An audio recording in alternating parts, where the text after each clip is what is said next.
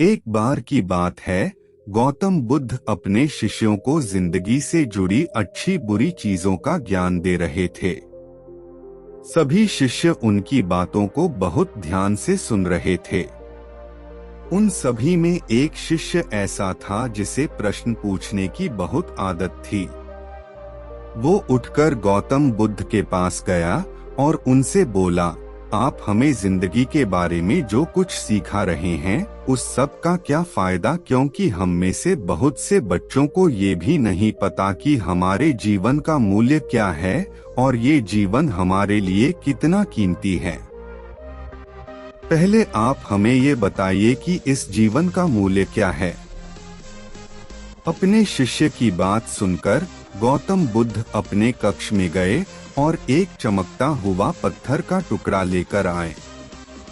वो टुकड़ा उन्होंने अपने शिष्य को दिया और बोले, मैं तुम्हें इस जीवन का मूल्य तब बताऊंगा जब तुम इस पत्थर का सही मूल्य पता लगाकर आओगे।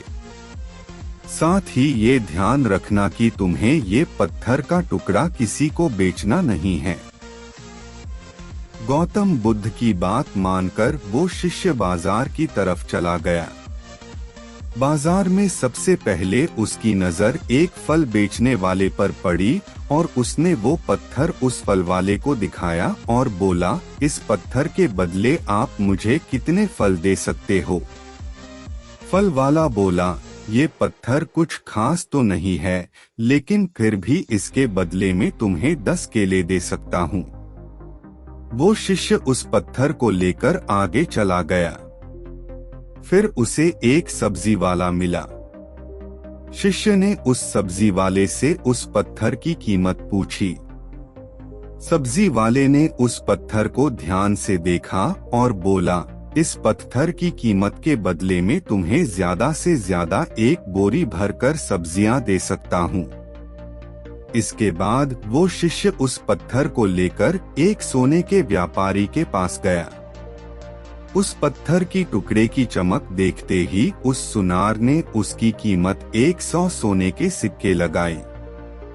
शिष्य ने वो टुकड़ा बेचने से मना किया तो वो सुनार उसके बदले 200 सोने के सिक्के देने को भी राजी हो गया।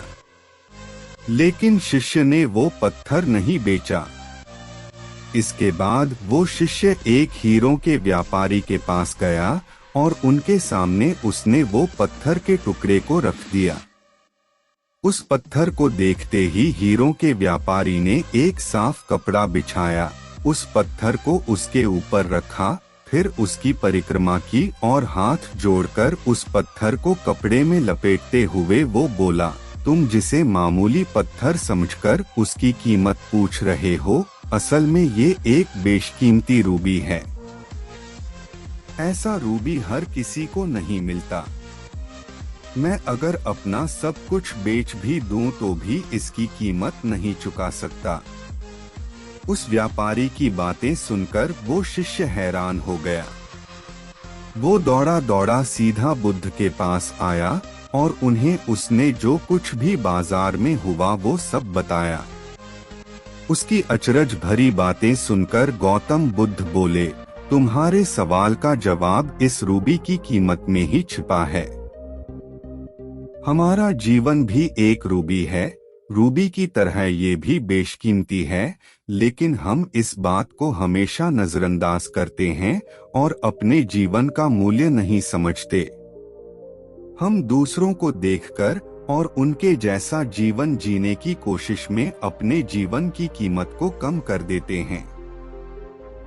हम ये सोचते हैं कि हमारी जिंदगी की कीमत वही है जो दूसरे हमें बताते हैं, लेकिन ये बात हमेशा ध्यान रखना कि सामने वाला अपनी हैसियत, बुद्धि और अपनी समझ के हिसाब से तुम्हारी कीमत लगाता है।